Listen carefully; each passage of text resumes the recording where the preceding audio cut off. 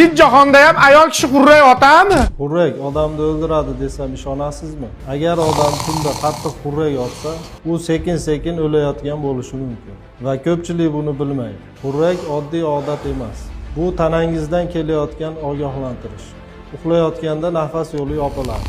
Nafas bir kechada 50-100 martagacha to'xtashi mumkin. Miya kislorodsiz qoladi, yurak majburan zo'riqadi. Tibbiyotda bu holat apnoe deyiladi. Shuning uchun ularda yurak xuruji, insult, erta o'lim xavfi 3 barobar ko'proq duch keladi. Eng xavflisi nima bilasizmi?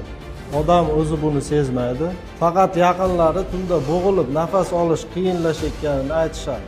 Ertalab esa holsizlik, kun bo'yi uyqu bosadi.